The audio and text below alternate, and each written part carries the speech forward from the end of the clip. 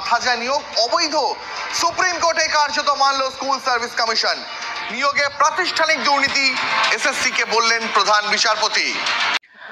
সম্মানীয় দর্শক, এসএসসি 2016 সালের চাকরি বাতিলের সুপ্রিম শুনানি দীর্ঘ সওয়ালের পর এইমাত্র শেষ হলো। টান টান উত্তেজনার মধ্যে শেষ হলো শুনানি এসএসসি 2016 সুপ্রিম শুনানি। আপনারা জানেন যে এসএসসি 2016 সালের পুরো প্যানেল বাতিল করে দিয়েছে কলকাতা হাইকোর্ট, এবং কলকাতা হাইকোর্টকে চ্যালেঞ্জ করে এসএসসি 2016 সালের কেস এখন সুপ্রিম কোর্টে। এবং এইমাত্র খবর যে এসএসসি শুনানি শেষ হলো সুপ্রিম কোর্টে। সুপ্রিম কোর্টে বড় ধরনের শুনানি শেষ হলো 2016 এসএসসি মামলার। কি বললেন মহামান্য আদালত? চাকরি ফিরে পাবে প্রায় 26,000 শিক্ষক। কি বলছে? যোগ্যরা কি ফিরতে পারবে তাদের কর্মক্ষেত্রে? কি শুনানি হলো সুপ্রিম কোর্টে, তার কারেন্ট আপডেট দেওয়ার চেষ্টা করব আজকের ভিডিওতে। ভিডিও ভালো লাগলে অবশ্যই চ্যানেলটি সাবস্ক্রাইব করে পাশের ঘন্টাটি বাজিয়ে রাখবেন এই ধরনের লেটেস্ট এবং কারেন্ট আপডেট সবার আগে পাওয়ার জন্য, এবং সকলের সুবিধার্থে বেশি বেশি করে লাইক এবং শেয়ার করতে একদম ভুলবেন না। তবে দীর্ঘ শুনানির মধ্যে যে ব্যাপারটি উঠে আসলো তা হলো যোগ্যদের তালিকা তৈরির আশ্বাস এবং যোগ্যদের পাশে থাকার আশ্বাস এসএসসি চেয়ারম্যানের। প্রায় 18 থেকে 19,000 যোগ্যদের পাশে থাকবে এসএসসি বোর্ড অর্থাৎ পর্ষদ, এটা কিন্তু জানিয়ে দেওয়া হলো। তবে সমস্ত কিছু আপডেট দেখে নেব TV9 বাংলার পর্দায়। ধন্যবাদ TV9 বাংলাকে। চলুন দেখে নিই, ঘুরে আসি TV9 বাংলায় বিস্তারিত দেখে নেব এসএসসি শুনানির আজকের আপডেট। 7,000 নিয়োগ অবৈধ, সুপ্রিম কোর্টে কার্যত মানল স্কুল সার্ভিস কমিশন। নিয়োগে প্রাতিষ্ঠানিক দুর্নীতি, এসএসসি কে বললেন প্রধান বিচারপতি। আরো বিস্তারিত জানবো সহকর্মী সুমন মহাপাত্র কাছ থেকে। সুমন, এক নজরে ছোট করে তোমার থেকে জানতে চাইবো আজ সুপ্রিম কোর্টের মূল পর্যবেক্ষণগুলো কি কি? এখনো পর্যন্ত সুপ্রিম কোর্টে যে শুনানি পর্ব চলছে সেখানে কিন্তু প্রশ্নের মুখে পড়েছে রাজ্য সরকার। 2016 রিক্রুটমেন্ট প্রসেসে 2022 সালে কেন অতিরিক্ত শূন্যপদ, এই প্রশ্ন কিন্তু রাজ্য সরকারকে করেছে সুপ্রিম কোর্ট। পাশাপাশি কেন এসএসসি নিজেদের সার্ভারে মানুষের তথ্য, পরীক্ষার তথ্য রাখেনি, কেন একটা তৃতীয় সংস্থার উপরে ভরসা করলো, একটা বহিরাগত সংস্থার উপর কেন এত বড় দায়িত্ব দিয়ে দেওয়া হলো যে নিজেদের কাছে কোনো তথ্য না রেখে সব তাদের কাছে রাখা হলো, এই প্রশ্নের মুখে পড়েছে এসএসসি। দেখো, এসএসসি জানতোই না যে থার্ড পার্টি অ্যাপকে দিয়ে তারা ডেটা স্ক্যান করাচ্ছে, তারা আরেকটা থার্ড পার্টি অ্যাপকে নিয়োগ করেছে। কি করে এত ক্যাজুয়াল হতে পারে এসএসসি, এই প্রশ্নের মুখে সুপ্রিম কোর্টে পড়েছে এসএসসি। পাশাপাশি কার্যত যে 17,000 থেকে 18,000 তারা যোগ্য, তারা বৈধ এবং বাকিরা অবৈধ, এটা কিন্তু আজকে এসএসসি পুরো স্বীকার করে নিয়েছে। এবং এসএসসি পরিষ্কারভাবে বলে দিয়েছে তারা কিন্তু প্যানেলের বাইরে যারা চাকরি পেয়েছেন, যাদের ওএমআরসিতে মিসম্যাচ আছে, যারা মেয়াদ উত্তীর্ণ প্যানেল থেকে চাকরি পেয়েছেন বা যারা সংখ্যা সুপারিশ ছাড়া চাকরি পেয়ে গেছেন, তাদের পাশে দাঁড়াচ্ছে না।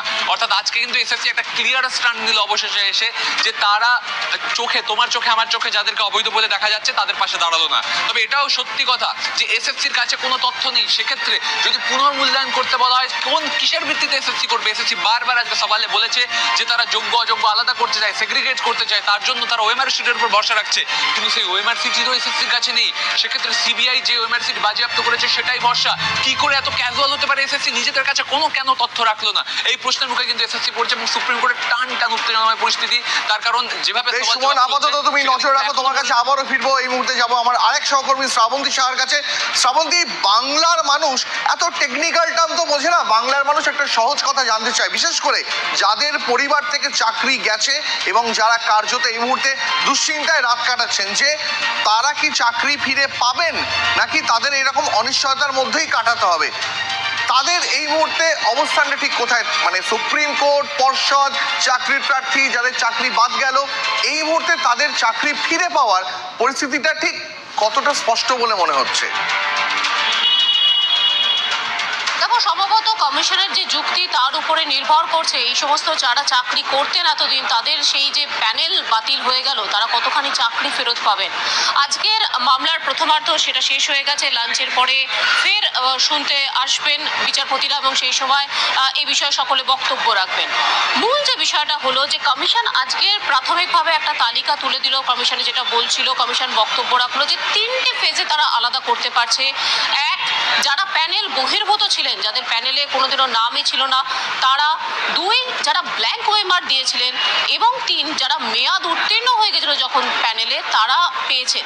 এই ক্যাটাগরি 3 জনকে বাদ দিলে বাকিরা কিন্তু যোগ্য, এমনটাই এসএসসির বক্তব্য। সেই যোগ্যদের চাকরি রাখার আবেদন আজকের এসএসসি জানালো, কিন্তু সেই আবেদন কি যুক্তিগ্রাহ্য হবে? যেমনটা তুমি বলছিলে যে সকলের এটাই প্রশ্ন থাকছে, যুক্তিগ্রাহ্য হবে কিনা সেটা কিন্তু বিচারপতি ডিওয়াই চন্দ্রচূড় তার বারবার প্রশ্নে কিন্তু একটা সন্দিহান, একটা সন্দেহ বারবার মনে দানা পাচ্ছে। তার কারণ বিচারপতির বক্তব্য যে একটা নিয়োগকারী সংস্থা এসএসসি কিভাবে তার সমস্ত ডেটা মুছে দিতে পারে। দেখা যাচ্ছে যে ওয়েমার শিট সেটা নষ্ট করে দেওয়া একটা গাইডলাইনের ভুক্ত, সেই হিসেবে ওয়েমার শিট নষ্ট করে দেওয়া হয়েছে, এ পর্যন্ত মানা যায়। কিন্তু তারপর স্ক্যান ওয়েমার শিট সেটা কোথায় গেল? তার কোনো ডেটা কেন এসএসসির কাছে থাকলো না?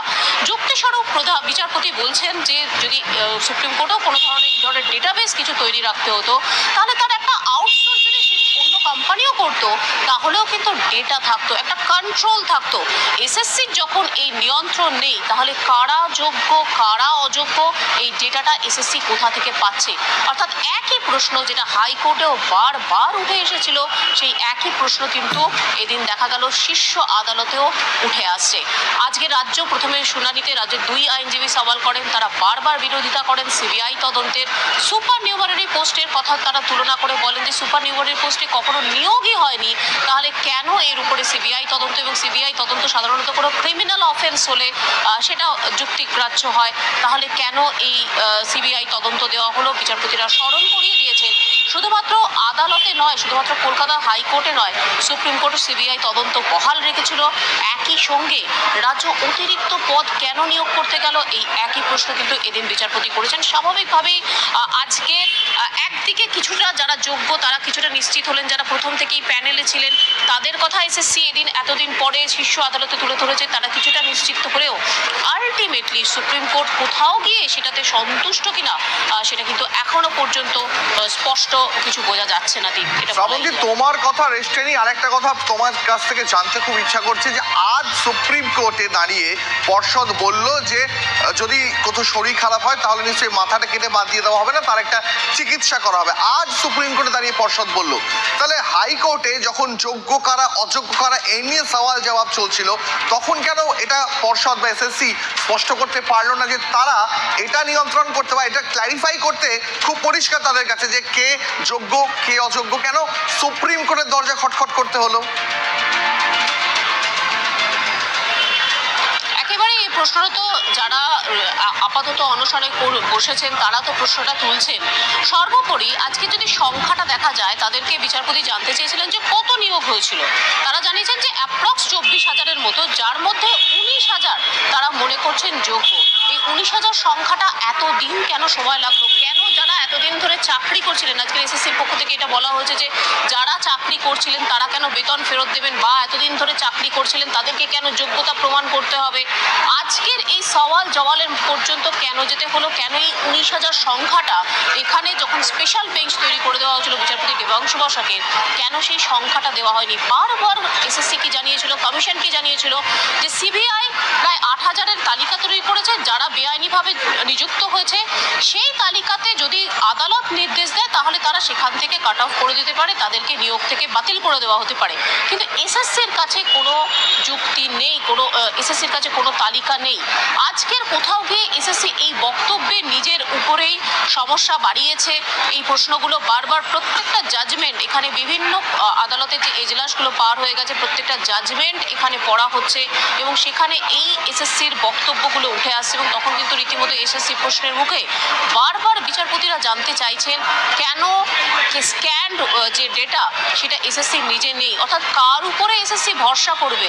যে বেসরকারি আরেকটি যে সংস্থা যাকে আউটসোর্স করা হয়েছিল তার উপরে কি এসএসসি ভরসা করবে? গোটাটাই কি নাইসার কাজ? দায়িত্ববান অর্গানাইজেশন যখন নিজে কাউকে নিয়োগ করছে কেন তার কাছে নিজস্ব ডেটা থাকবে না? আলটিমেটলি যদি এই প্রশ্নের জবাব না দিতে পারে, সন্তুষ্ট না হতে পারে শীর্ষ আদালত, তাহলে কিন্তু আবারও কোথাও গিয়ে এই যারা চাকরির জন্য বসে আছেন তাদের কিন্তু চাকরিটা প্রশ্নের মুখে নিশ্চিতভাবে পড়তে পারে বলে অনেকেই মনে করছে। শ্রাবন্তী, আমাদের সঙ্গে থাকো, তোমার কাছে আবার ফিরবো। এই মুহূর্তে আমার আরেক সহকর্মী সোমা রয়েছেন ধর্মতলায়, যেখানে যারা যোগ্য চাকরির প্রার্থী অথচ তারা চাকরি হারিয়েছেন বলে তারা অনশনে বসেছেন, তাদের সঙ্গে রয়েছেন সোমা। এসএসসি আজকে সুপ্রিম কোর্টে গিয়ে অন্তত এইটা পরিষ্কার করতে পারলো যে আমরা যোগ্যদের পাশে আছি।